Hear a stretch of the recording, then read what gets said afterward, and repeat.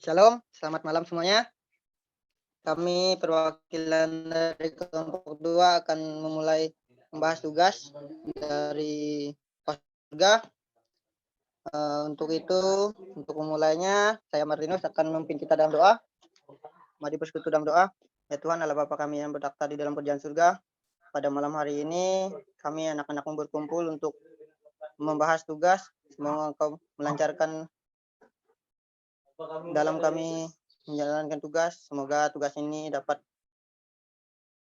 membuat kami mendapatkan nilai yang bagus dan dapat lulus dalam satu Tuhan. Hanya ini doa anakmu di dalam Tuhan Yesus.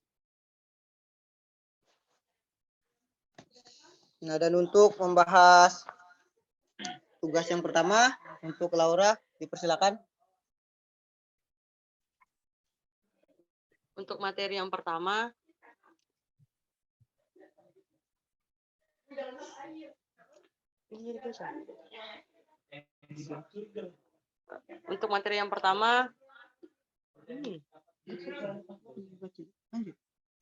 jaminan keselamatan. Dalam kehidupan kita ini yang hanya sementara, kita sebagai umat manusia membutuhkan yang namanya kepastian, yaitu kepastian, keyakinan, keselamatan akan surga. Di dunia ini hanya bersifat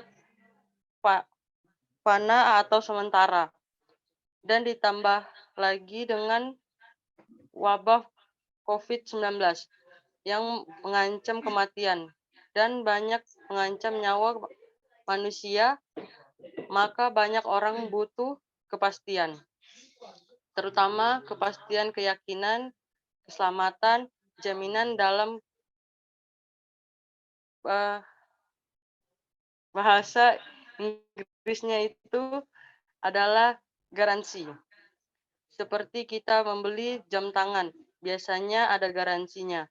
Misalnya selama 1 tahun, kalau ada kerusakan dan gangguan pada jam tangan itu, maka setiap saat kita bisa kita bawa untuk memperbaiki. Free. Nah, kalau ini adalah garansi keselamatan, jaminan keselamatan. Maka saat keselamatan artinya kalau seorang sudah punya jaminan keselamatan, maka saat dia dipanggil Tuhan, dia sudah punya keyakinan keselamatan.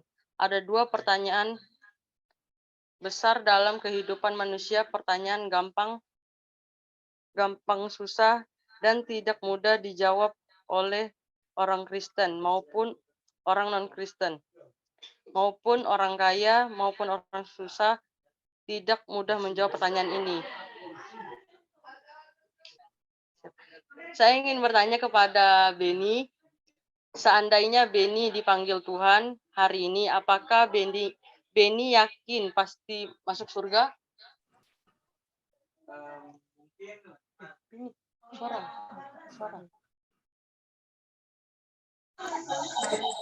Mungkin kalau apa tadi soalnya? Nggak kedengaran. Seandainya Beni dipanggil Tuhan hari ini, apakah Beni yakin masuk surga? Mungkin tidak karena banyak sekali perbuatan-perbuatan yang kita tidak ketahui dan itu bisa jadi dihitung dosa.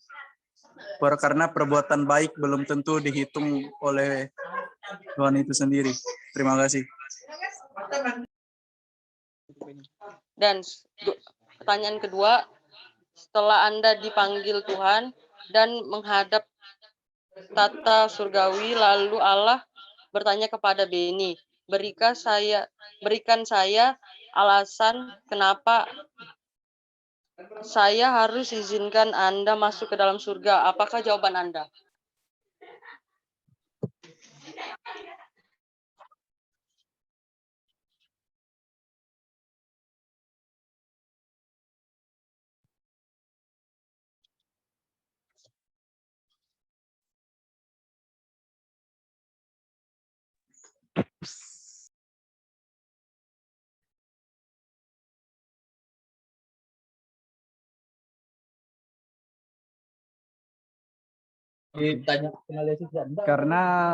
Karena saya percaya karena Yesus adalah juru selamat saya.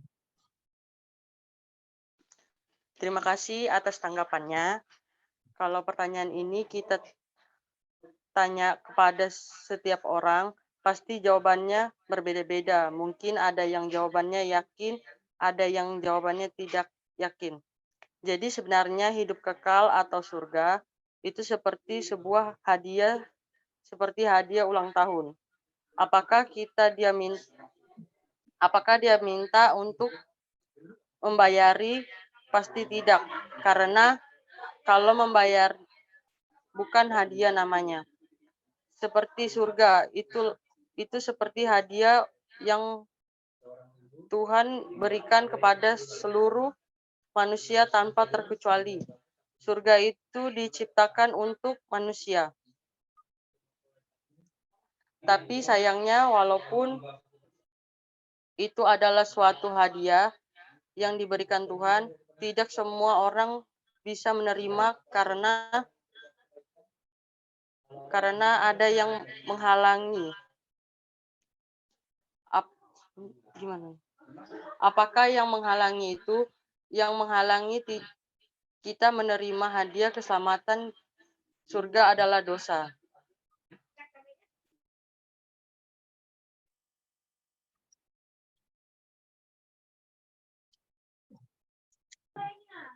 Apakah dosa itu? Dosa definisi adalah umumnya adalah perbuatan yang melanggar firman Tuhan, itulah dosa. Kategori dosa ada namanya dosa perbuatan, misalnya membunuh, mencuri, berfitnah, dan lain sebagainya. Itulah dosa perbuatan. Kategori kedua adalah dosa dalam pikiran, berupa niat, berupa dikatakan siapa yang melihat wanita yang dan menginginkannya, dalam artinya timbul hawa nafsu dalam hatinya, maka dia sudah berdosa dengan wanita itu di dalam pikiran, dalam hatinya. Dan kita tahu suatu yang baik tetapi tidak dilakukan, itu sudah termasuk dosa. Tahu yang manusia bisa lari fakta ini. Kita orang berdosa dan tambah berdosa warisan atau keturunan Adam dan Hawa, karena mereka telah jatuh ke dalam dosa. Maka kita disebut orang berdosa.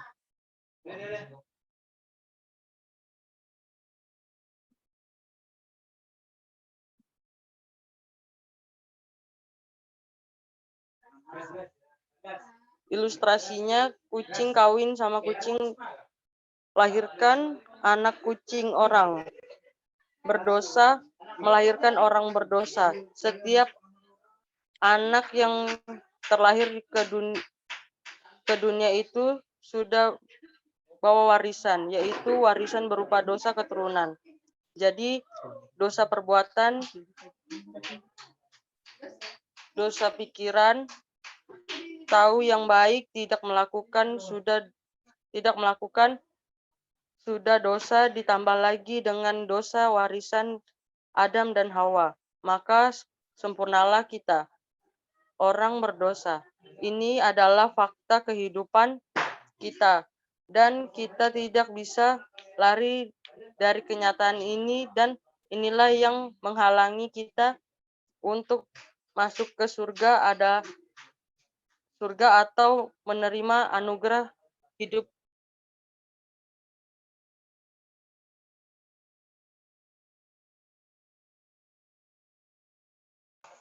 Buat materi yang kedua, lanjutlah buat Maipania.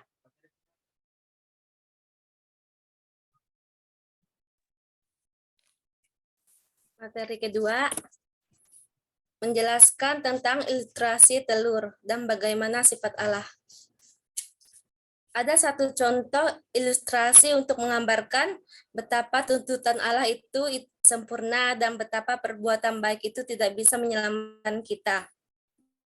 Contohnya, ada 10 butir telur. Di antara 10 butir telur ini ada 1 butir yang busuk. Jadi, walaupun hanya 1 butir telur yang busuk, tapi dia mencemari semuanya.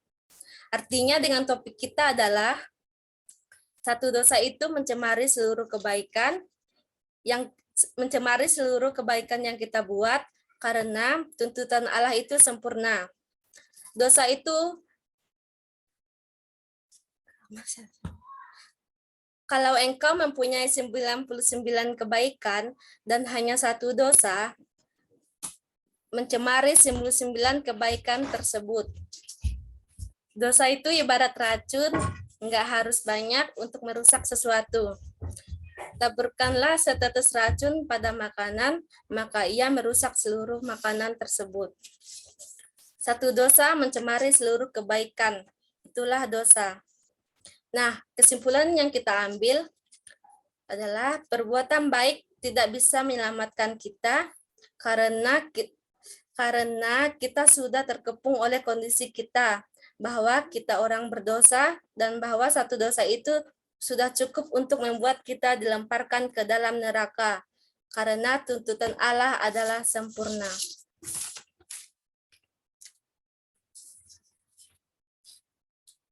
Bagaimana setelah? Ada banyak sifat Allah. Ada yang berkata Dia Maha Kuasa, Maha Pengampun, dan Maha Baik. Ada orang yang menganggap Allah itu baik, makanya kecenderungannya berbuat dosa. Jatuh bangun dalam dosa karena dia menganggap itu baik, jatuh bangun dalam dosa, bolak-balik berbuat dosa. Toh nanti minggu sudah berdoa minta ampun selesai.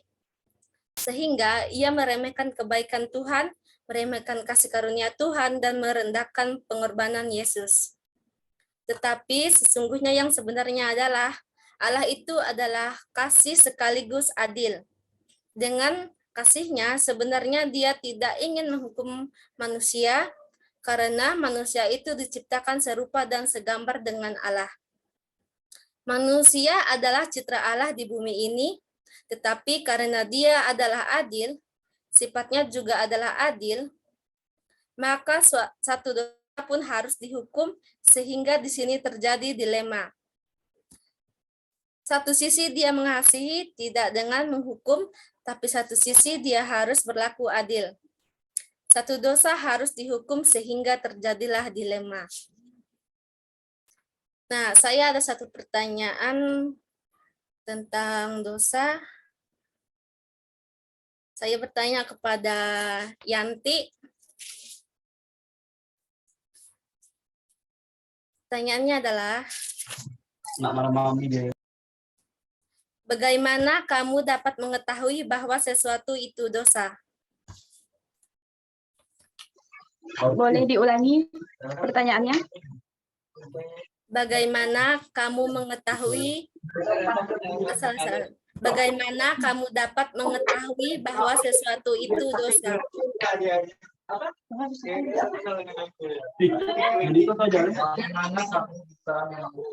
pertanyaannya tadi? Apa pertanyaan tadi, Ben?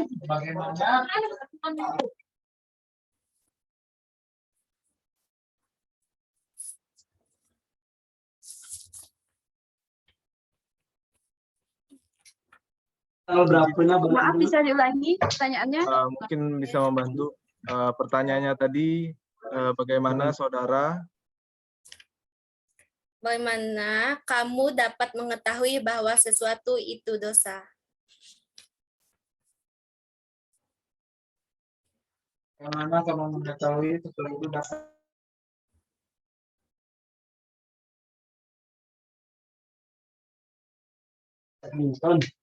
Saya mengetahui bahwa sesuatu itu dosa karena hal tersebut tidak disukai oleh orang lain, tidak disukai oleh Allah, dan berdampak buruk bagi diri kita. Terima kasih. Terima kasih. Nah, kesimpulan yang kita ambil di sini adalah Perbuatan baik tidak bisa menyelamatkan kita karena kita sudah terkepung oleh kondisi bahwa kita orang berdosa dan bahwa satu dosa itu sudah cukup untuk menyelamatkan kita dan dilemparkan ke dalam neraka karena tuntutan Allah adalah sempurna. Sekian dari saya, dilanjutkan materi yang ketiga.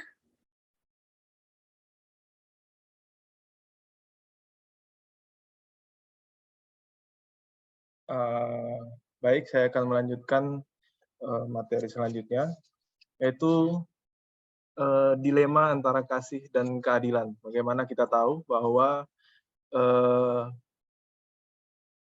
satu sisi Allah memiliki sifat kasih, dan satu sisi Allah memiliki sifat yang adil. Sehingga dari sisi keadilannya, Allah harus menghukum setiap manusia yang berdosa. Namun di satu sisi pula Allah mengasihi seluruh umat manusia yang ada di dunia ini. Mungkin saya akan memberikan satu ilustrasi. Ini merupakan sebuah kisah tentang Jenderal Samila, di mana pada zaman dahulu ada sebuah kekaisaran di Rusia yang memiliki kaisar yang sangat zalim, tidak adil, sehingga rakyatnya rata-rata miskin, melarat, dan tidak memiliki kehidupan yang mencukupi. Nah, di kekaisaran tersebut pula ada seorang jenderal bernama Jenderal Samila yang memiliki rasa keadilan yang tinggi, dan dia memiliki niat untuk keluar dari kekaisaran tersebut dan ingin membentuk sebuah kerajaan atau persatuan ataupun kekaisaran yang di mana pemimpinnya dapat bersifat adil dan dapat mengayomi rakyatnya. Nah, di situ dia membawa semua orang yang percaya kepadanya bahwa yang keadilan tersebut dapat dilakukan, sehingga mereka melarikan diri. Jenderal Samilah memimpin rakyat yang setuju dengan ide Jenderal Samilah tersebut, dan mereka lari tanpa tujuan yang jelas, dan mereka dikejar oleh tentara-tentara kekaisaran, hingga mereka melewati gunung, melewati lembah, dan mereka belum menemukan tempat yang cocok, yang ideal untuk mereka tempati. Nah, selama pelarian ini, anggota dari Jenderal Samilah itu melaporkan kepada Jenderal Samilah bahwa ada seseorang yang mencuri stok makanan yang mereka bawa. Nah, di situ Jenderal Samilah merasa sangat kecewa, sangat marah. Bagaimana mungkin kita sama-sama ingin mendirikan sebuah kerajaan yang adil, tapi salah satu anggota atau salah satu bagian dari yang ikut melarikan diri itu ingin mengenyangkan perutnya sendiri. Di situ Jenderal Samilah merasa marah, dan kemudian dia membuat sebuah peraturan atau aturan di mana siapapun yang ketahuan mencuri stok makanan lagi akan dihukum 50 kali cambuk. Nah, pada bulan pertama aman, pada bulan kedua masih aman, pada bulan ketiga masih aman, namun pada bulan keempat ada laporan lagi dari anggota atau tentara Jenderal Samilah yang melaporkan bahwa stok makanan dicuri lagi.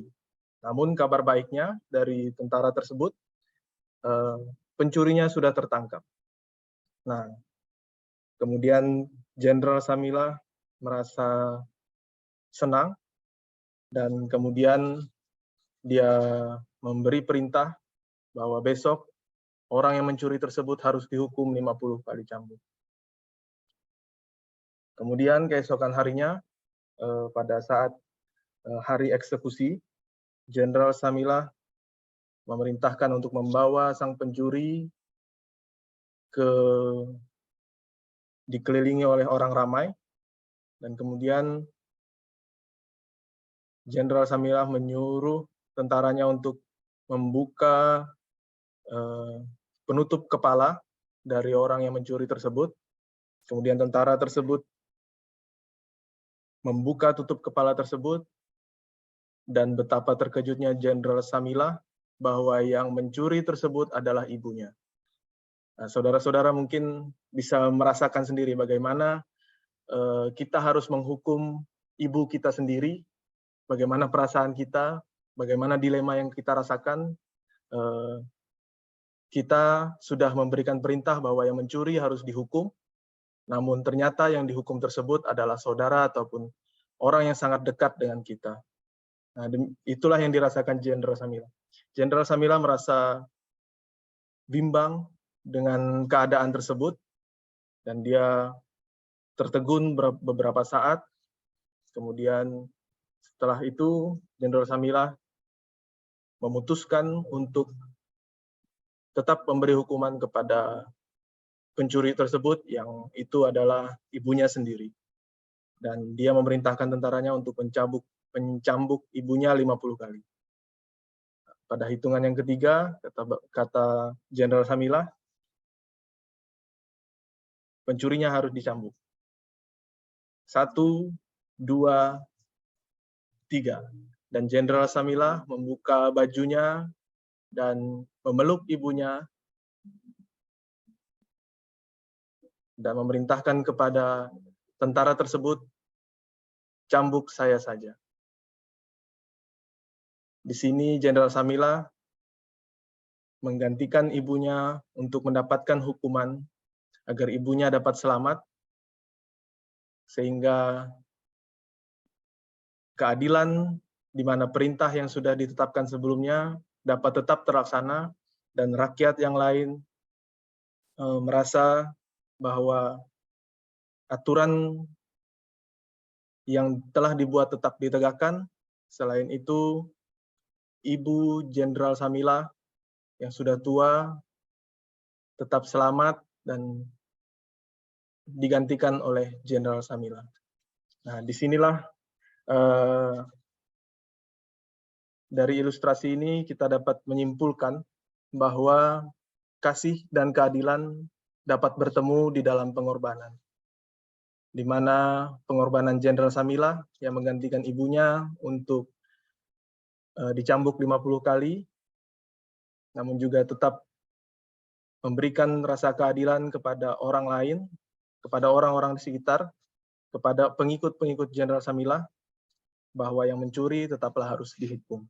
Demikian juga Allah kita, di mana Allah sudah memberikan aturan bahwa setiap dosa yang dilakukan manusia haruslah dihukum. Di sini kita tahu tadi bahwa dosa ada 4 kategori, yaitu dari dosa perbuatan kita, dan dari dosa pikiran kita, dari dosa pembiaran, dan juga satu yang paling penting yaitu dari dosa warisan. Dari nenek moyang kita, dari zaman Adam dan Hawa sudah ada dosa warisan yang diturunkan sampai ke kita saat ini, dan itu tidak akan bisa hilang. Bagaimana cara menghilangkannya? Yaitu dengan pengorbanan Allah melalui anaknya Yesus Kristus,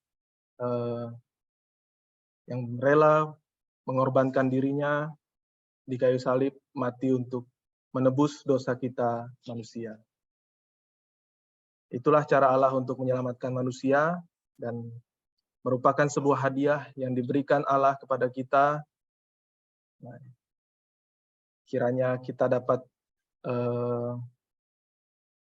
tetap percaya kepada Allah, pada Yesus Kristus. Dan selanjutnya, bagaimana Yesus menebus kita, karena hanya Yesus saja anak Allah yang dapat menebus dosa manusia, karena dia adalah satu-satunya manusia yang sempurna, dan manusia sendiri tidak bisa menebus sesamanya. Bagaimana sesama orang berdosa dapat menyucikan orang berdosa. Hanya Allah saja yang mampu menyucikan manusia-manusia yang berdosa. Demikian yang dapat saya sampaikan. Saya lanjutkan kepada pemateri selanjutnya. Saya persilahkan.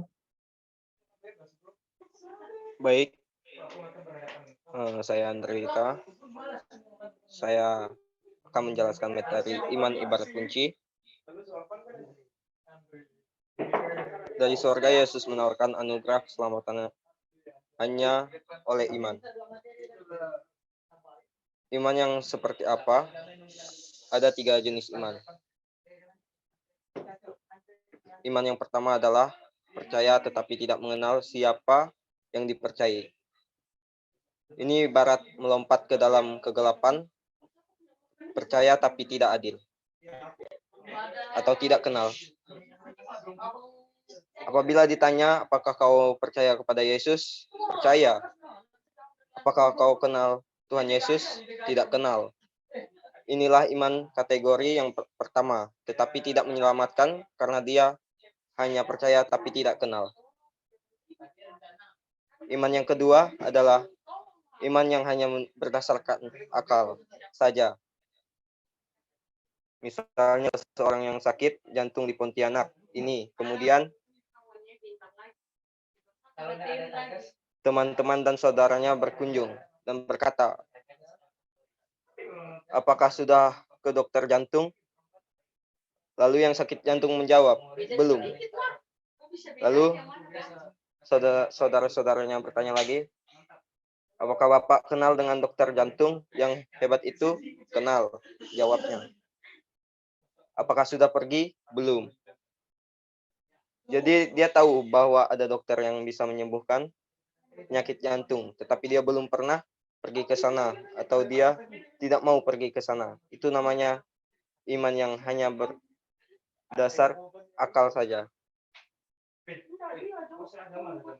Tahu bahwa Yesus itu adalah juru selamat, tetapi belum pernah datang kepada Yesus, menyerahkan kehidupannya kepada Yesus. Yang ketiga adalah iman yang temporer,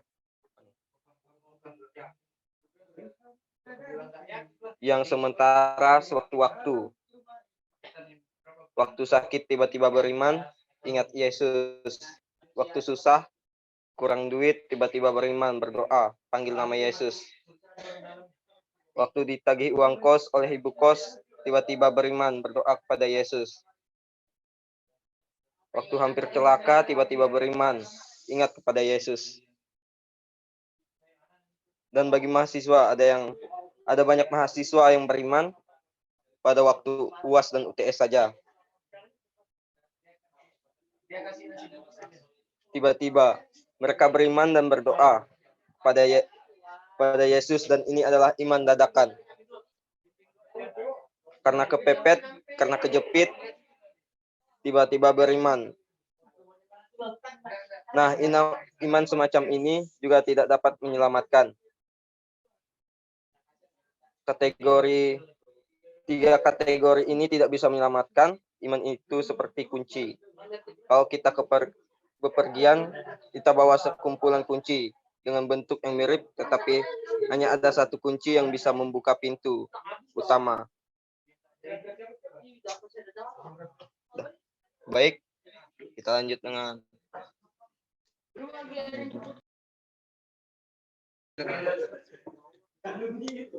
kita lanjutkan dengan materi yang berikutnya. Oke, untuk materi yang kelima sekaligus terakhir, di sini terdapat sebuah kisah tentang Chris Brown dari Prancis. Nah, di mana dia membuat sebuah pertunjukan, yaitu menyeberangi air terjun tertinggi di dunia yang menjadikannya populer di Amerika. Dan akhirnya seluruh dunia mengetahui kehebatannya karena dia bisa membuat akrobat berjalan di atas seutas tali tanpa terjatuh. Nama air terjun terbesar di dunia adalah air terjun Nigeria. Kemudian ia menyebarkan sebuah iklan di televisi, radio, dan banyak koran. Dan banyak sekali orang yang penasaran ingin menyaksikan pertunjukannya. Pada saat acaranya dimulai, peserta mulai berkata kepada presenternya mulai berkata kepada penonton, apakah saudara percaya bahwa Mr. Bean dapat menuju ke seberang sana seorang diri? Dan para penonton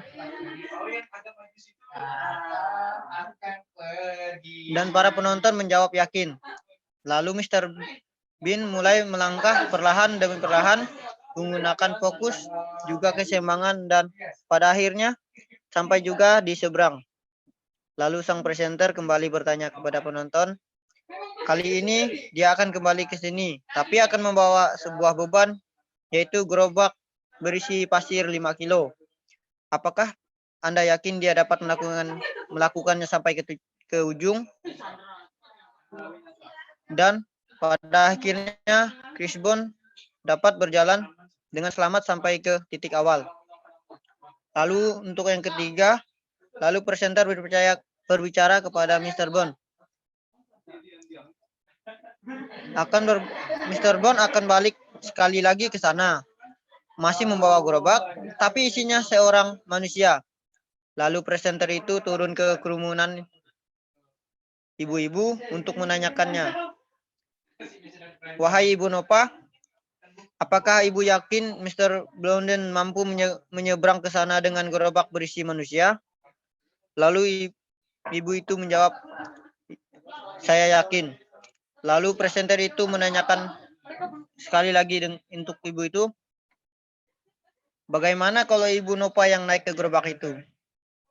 Lalu ibu-ibu itu menjawab, saya yakin Mr. Brown dapat membawa orang dalam gerobak itu, tetapi jangan saya.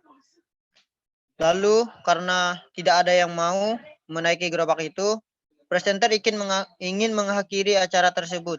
Tetapi tidak lama kemudian, datanglah seorang anak kecil menawarkan dirinya untuk naik ke dalam gerobak tersebut. Lalu presenter tersebut menakuti anak itu dengan berkata, apakah engkau tidak takut mati kalau jatuh dari gerobak tersebut? Lalu sang anak berkata, saya yakin, karena saya sering melihat pertunjukan Mr. Brown. Lalu orang-orang bertanya kepada presenter, anak siapakah itu? Dan rupanya anak tersebut adalah anak dari Mr. Brown itu sendiri. Dia sangat yakin dan percaya bahwa dia tidak akan terluka, sebab tidak mungkin papanya mencelakakan dia. Seperti inilah iman yang menyelamatkan dan percaya serta menyerahkan hidup karena percaya bahwa tidak mungkin Bapa kita di surga mencelakakan kita. Iman yang menyelamatkan kita. Yakin dan percaya serta menyerahkan hidup karena percaya bahwa tidak mungkin Bapa kita di surga mencelakakan kita. Amin.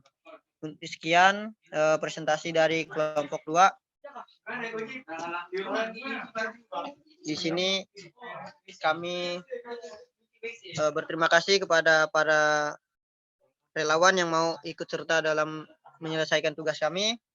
Di sini untuk mengakhiri tugas kami, kamu doakan. Di sini saya akan memimpin kita dalam doa untuk penutupan. Mari kita bersatu di dalam doa. Ya Tuhan, terima kasih untuk malam hari ini. Kami dapat menyelesaikan tugas kami dengan lancar dari awal, pertengahan, hingga akhir. Kami dapat berbicara untuk menyampaikan firman-Mu walaupun banyak sekali kesalahan yang kami perbuat. Semoga kami dapat memperbaiki kesalahan itu dan dapat melangkah maju untuk mempelajari hal-hal yang baru Tuhan. Terima kasih Tuhan. Terima kasih untuk malam hari ini. Kami akan melanjutkan aktivitas kami. Hanya di dalam nama Tuhan Yesus kami berdoa dan ucap syukur. Amin. Amin. Selamat malam. Terima kasih untuk para narasumber. Selamat malam, Bang. Shalom. Baik, terima kasih ini yang bisa kami sampaikan. Yesus memberkati. Terima kasih. Nah, Lau. Mungkin ada yang mau ditanyakan?